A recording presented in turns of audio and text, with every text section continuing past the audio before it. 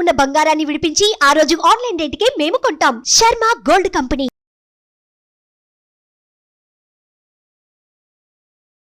నమస్తే, welcome to Suman TV. నేను మీ యామ్ని. ప్రస్తుతం మనతో ఉన్నారు ప్రముఖ ఆధ్యాత్మికవేత్త, ప్రముఖ జ్యోతిష్య వాస్తు పండితులు సుభాష్ శర్మ గారు ఉన్నారు. గురుగారితో మాట్లాడి మనకున్న సందేహాలను అడిగి తెలుసుకుందాం. నమస్కారం గురుగారు. గురుగారు, మనం కార్తీక మాసంలో అయితే నాగుల చవితి చేస్తామండి. అయితే ఇప్పుడు ఈ శ్రావణ మాసంలో మనకి నాగుల పంచమి రాబోతుంది, అదే విధంగా గరుడ పంచమి అంటున్నారు. అసలు విశిష్టత ఏంటండి? ప్రేక్షకులందరికీ శ్రీమాత్రే నమః, శ్రీ గురుభ్యో నమః. జ్ఞాని నామ్నపి చేతాంసి దేవి భగవతీ హిస బలాయ కృష్ణమోహాయ మహామాయ ప్రయశ్చతి.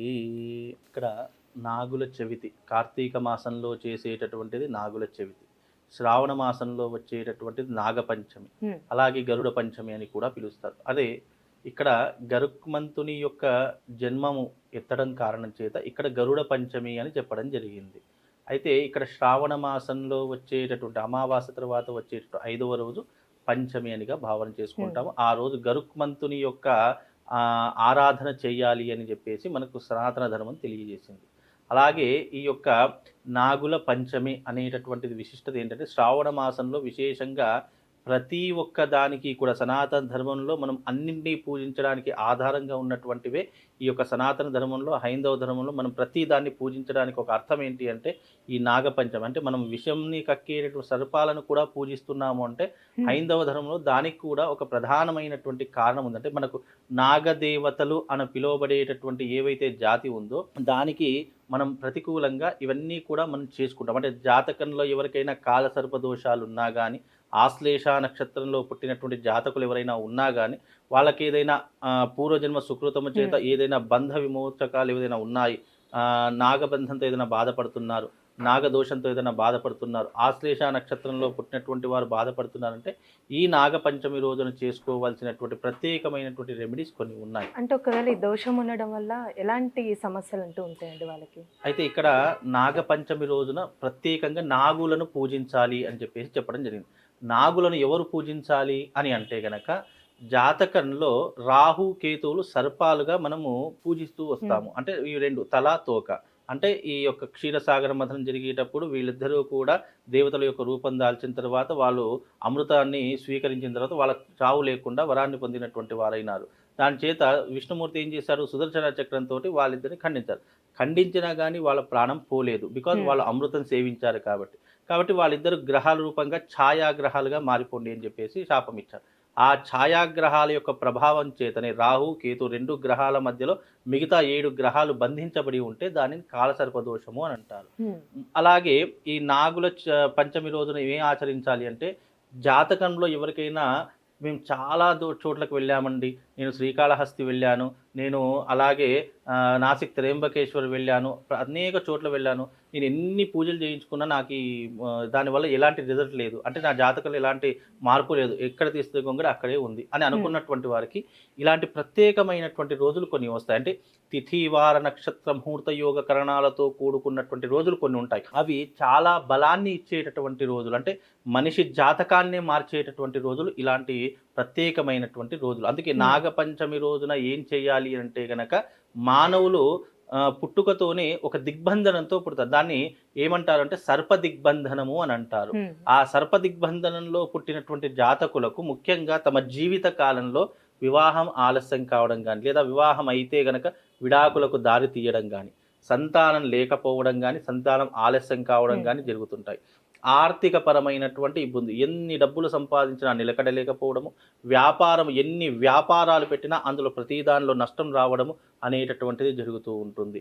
అలాగే వాళ్ళు జీవితంలో భార్యాభర్తలకు ఎప్పుడూ గొడవలే, ఒకటి కాదు ఒకటికి మించి పెళ్లిళ్ళు అయ్యేటటువంటి సందర్భాలు ఆ యొక్క జాతకులకు ఏర్పడతాయి.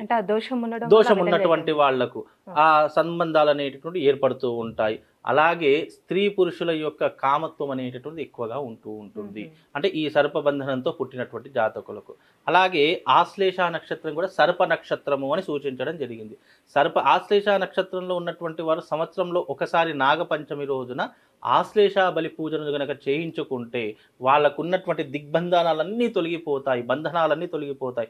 అంటే ఆశ్లేష నక్షత్రంలో పుట్టినటువంటి జాతకులు ఎలా ఉంటుంది అని అంటే గనక వాళ్ళ మీద విషప్రయోగం చేయడము. అంటే విషప్రయోగం అంటే ఏంటి అంటే పూర్వకాలం విషప్రయోగం అంటే చూర్ణాలు పెట్టడం, అంటే వశీకరణ చూర్ణాలు పెట్టడము, మనసు మార్చేలా చేయడము, ఇలాంటివి జరిగేటటువంటి అవకాశాలు వాళ్ళ జాతకంలో ఎక్కువగా ఉంటాయి. వాళ్ళకు ముఖ్యంగా స్త్రీ విషయంలో ఎన్నో రకాలైనటువంటి ఆటంకాలు, ఇబ్బందులు ఏర్పడతాయి.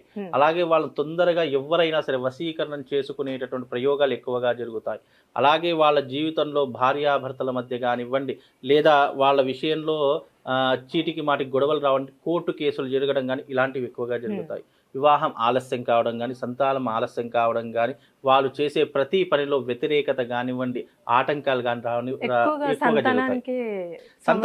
మోస్ట్ ఆఫ్ ది ఎక్కువగా వివాహానికి, సంతానానికి ఎక్కువగా ఇవన్నీ చూపిస్తాయి. ముఖ్యంగా దీంట్లో ఇంకో విషయం అంటే ఆర్థికానికి కూడా ఇవి ఎక్కువగా ప్రభావితం చూపించేటటువంటివి ఈ యొక్క జాతకులు. కనుక ఈ నాగపంచమి రోజున ఏదైనా చేసుకోవాలి, మానవులకు మనుషులకు మనలాంటి సాధారణమైన మానవులకు ఏదైనా కష్టం ఉంది, ఏదైనా బాధ ఉంది అని అనుకునేటటువంటి వాళ్ళు ఆ రోజున ఆశ్లేష నక్షత్ర బలి ప్రధానాన్ని చేయించుకోవాలి. అంటే ఆశ్లేష నక్షత్రం ఉన్న రోజే ఆ పూజ చేపియాలంటారు. పంచమికి కూడా చేపించండి. అయితే ఇక్కడ ప్రధానంగా ఆశ్లేష నక్షత్రంలోనే చేయించాలని ఎక్కడ ఏ శాస్త్రమో చెప్పలేదు.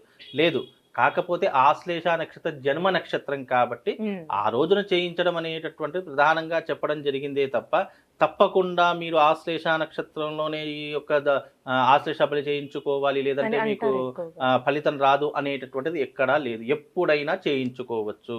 కాకపోతే ఇది సామూహికంగా చేస్తాం కాబట్టి ఆశ్లేష నక్షత్రం ఉన్నటువంటి రోజు చేయిస్తే గనక సామూహికంగా చేసుకున్నటువంటి వాళ్ళు చేయించుకోవచ్చు. లేదు ఇండివిజువల్గా మేము ప్రత్యేకంగా చేయించుకోవాలి అని అనుకుంటున్నామంటే వాళ్ళ జాతకాన్ని బేస్ చేసుకొని వాళ్ళ నక్షత్రం ఏంటి, వాళ్ళు పుట్టినటువంటి తిథి ఏంటి, దాని మీదకి వెళ్ళి తారాబలం చూస్తాం. తారాబలం చూసిన తర్వాత ప్రత్యేకంగా చేయించుకునేటటువంటి వాళ్ళకు ఒక పర్టికులర్ నక్షత్రం, దానికి సంబంధించినటువంటి ఆశ్లేష నక్షత్రంలో పుట్టినటువంటి వారికి సంబంధించిన తారాబలాలు కొన్ని ఉంటాయి. దాని ప్రకారంగా వాళ్ళకు ఆయా రోజుల్లో చేయించడం జరుగుతుంది తప్ప ప్రత్యేకంగా ఆశ్లేష నక్షత్రంలో చేయించుకోవాలని లేదు. కాకపోతే ఇప్పుడు వచ్చేది నాగపంచమి. ఈ నాగపంచమి నాగదోషాన్ని తొలగించుకోవడానికి, ఆ నాగదేవత యొక్క సంపూర్ణమైనటువంటి అనుగ్రహాన్ని పొందడానికి చేసుకునేటటువంటిదే ఈ యొక్క రెమెడీస్. అంటే ప్రతి జీవిత కాలంలో మనిషికి ఒక అదృష్ట యోగాలు అనేటటువంటి కొన్ని వస్తాయి. అదృష్ట యోగాలు అంటే ఏంటి అంటే మీరు జీవితంలో ఏదైనా చెయ్యాలి, ఏదైనా సాధించాలంటే మీకున్నటువంటి నెగిటివ్ని పోగొట్టుకోవడానికి, అదృష్టాన్ని సంపాదించుకోవడానికి కొన్ని పర్టికులర్ డేస్ వస్తాయి. అలాంటి డేనే ఇప్పుడు వచ్చేటటువంటి నాగపంచమి. కాబట్టి నాగపంచమికి నాగదేవతలను ఆరాధించడము, చాలా మంది పుట్టలలో పాలు పోయడము, దానికి సంబంధించినటువంటి వ్యవహారాలు చేయడం, ఎక్కడ నాగదేవత ఆలయాలు ఉంటే అక్కడ కిటకిటలాడము, దానికి సంబంధించినటువంటి క్రతువులు ఆచరించడము ఈ నాగపంచమి రోజున చేసేటటువంటి ప్రత్యేకమైనటువంటి పూజలు. కనుక ఈ నాగపంచమి రోజున మానవులు, ఎందుకంటే ఇప్పుడు ప్రతి పండుగకు ప్రతి ఒక్క దేవాలయానికి వెళ్తూనే ఉంటారు, అది కామన్, అది అక్కడ వరకు ఓకే. కాకపోతే ఏం చెయ్యాలి నాగపంచమి రోజున అంటే నీ జీవితానికి ప్రతిబంధకాలు ఏవైనా ఉన్నాయి, శత్రువులు ఉన్నారు, నీకు వివాహం కావట్లేదు, సంతానం కావట్లేదు, లేదా నీ జీవితంలో వివాహం ఆలస్యం అవుతుంది, ఆర్థికానికి డబ్బుకి చాలా ఇబ్బందులు అవుతున్నాయి అనుకున్న సందర్భాలలో నువ్వేం చేయాలి అంటే మనిషి చేయవలసినటువంటి క్రతువులు ఏవైనా ఉన్నాయి అంటే ఇలాంటి ఏదైనా చేసుకున్నటువంటి విధానం ఏదైనా ఉంది అంటే మీ జాతకంలో చూయించుకొని ఈ క్రతువుని ఇప్పుడున్నటువంటి నాగపంచమి శ్రావణ మాసం, అందులోనూ విశేషమైనటువంటి మాసం, శివారాధనకు చాలా ఇష్టమైనటువంటి మాసం. శివారాధనను, శివ అనుగ్రహాన్ని పొందడానికి ఇది చాలా అరుదైనటువంటి మాసం. కాబట్టి మీకు సంపూర్ణంగా నాగదోషం పోవాలన్నా ఆశ్లేష నక్షత్రంలో కర్కాటక రాశిలో పుట్టినటువంటి ఏ జాతకులైనా సరే ఈ యొక్క ఆశ్లేష బలి పూజను చేయించుకోవాలన్నా ఇది చాలా అనువైనటువంటి సమయము. ఈ రోజున గనక చేసుకున్నట్టయితే మీ జీవితంలో ప్రతిబంధకాలు, విపత్తులు, ఆపదలు, ఆర్థిక పరమైనటువంటి ఇబ్బందులు, అప్పుల పరమైనటువంటి ఇబ్బందులు, లేదా వివాహానికి సంబంధించిన ఇబ్బందులు, ఇవన్నీ తొలగిపోవడానికి ఇది చాలా ఉపయోగపడేటటువంటి జాతకం అనేది చూపించుకోవాలి కదా. జాతకం అంటేనే మనం ఇప్పుడు జాతకం అనేటటువంటిది ఉన్నా లేకపోయినా నాగుల పంచమి రోజు సాధారణంగా చేసేటటువంటి క్రియ ఏంటి అంటే జీవితంలో వివాహానికి, సంతానానికి, ఆరోగ్యానికి, ఆర్థికానికి ఎవరికైనా ఏమైనా ఇబ్బందులు ఉంటే మీకు ఉన్నా లేకపోయినా ఇది ఎవరైనా చేయించుకోవచ్చు. అంటే పర్టికులర్ జాతకం బేస్ చేసుకుని ఇప్పుడు మనము ఒక జాతకం చూయించుకోవాలంటే తిథివార నక్షత్రాలు మోదాలు చూయించుకుంటాం. కానీ జాతకం లేనటువంటి వాడి పరిస్థితి, జీవితంలో నాకు ఇలాంటి ఆపదలు ఉన్నాయి, ఇలాంటి ఇబ్బందులు ఉన్నాయి అంటే పర్టికులర్గా నువ్వు చేయించుకునేటటువంటి ఆలోచన ఉన్నట్టయితే ఇది కూడా చేయించుకుంటే మీ జీవితంలో ఉన్నటువంటి ఇబ్బందులు తొలగిపోవడానికి ఇది చాలా అనువైనటువంటి సమయము, మీకు ఉపయోగపడేటటువంటి సమయం. కాబట్టి ఈ నాగపంచమి రోజున ఈ రకమైనటువంటి క్రతువులు అంటే రెమెడీస్ కనుక చేసుకుంటే, పరిష్కారాలు చేసుకుంటే మీ జీవితము ఒక కొలిక్కి వచ్చే అవకాశము, మీకు ఒక మార్గం కనిపించే, డబ్బు సంపాదించడానికి మార్గం కావచ్చు, వివాహానికి మార్గం కావచ్చు, సంతానానికి మార్గం, ఏదో మీరు జీవితంలో ఏ సమస్యతో అయితే బాధపడుతున్నారో ఆ సమస్య తొలగిపోయేటటువంటి అవకాశము దీని ద్వారా కలుగుతుంది. ఇది చేయించుకుంటే అన్ని రకాలుగా మీ జీవితము హ్యాపీగా ఉండడానికి ఇది ఒక మార్గంగా మనకు కనిపిస్తుందమ్మా. గురుగారు, మీరు పూజ గురించి చెప్పారండి, అంటే అది మీరు చేయడం జరుగుతుందా అసలు? తప్పకుండా అమ్మ, నేను ఎవ్రీ మంత్ ఆశ్లేష నక్షత్రం ఆశ్లేష బలి ప్రధానాన్ని తప్పకుండా ఆచరిస్తాను. ప్లస్ ఈ నాగపంచమికి ఎస్పెషల్లీ ప్రతి ఒక్కరికి నాగమండపం వేసి చక్కగా ఆశ్లేష బలి ప్రధానం ఉన్నటువంటి వారికి, ఆశ్లేష నక్షత్రంలో పుట్టినటువంటి వారికి నాగమండపం వేస్తాము. సర్పదోషం, నాగదోషం ఉన్నటువంటి వారికి అష్టనాగ పూజ అని చేపిస్తారు. అది వేరే ఇది వేరే. ఆశ్లేష బలి ప్రధానం వేరే, అష్టనాగ పూజ అనేది వేరే. అంటే జాతకంలో రాహు కేతు మధ్యలో మిగతా గ్రహాలన్నీ బంధించబడి ఉన్నా, లేదు లగ్నమునందు మనకు రాహు కానీ కేతు కానీ ఉన్నా ఈ యొక్క అష్టనాగ పూజ అనేటటువంటిది చేస్తాము. అలాగే మామూలుగా ఆశ్లేష నక్షత్రం కర్కాటక రాశిలో పుట్టినటువంటి జాతకులకు ఆశ్లేష బలి ప్రధానాన్ని చేస్తాం. ఎందుకంటే బికాజ్ దాంట్లో 76 రకాలైనటువంటి పిండాలను పెట్టడం ఉంటుంది. అంటే అన్నంతో చేసినటువంటి బలి ప్రధానం, పిండాలను కాదు, దాన్ని బలి ప్రధానము అని అంటారు. బలి ప్రధానం చేసి సర్ప సంస్కారం అనేటటువంటిది చేస్తాం.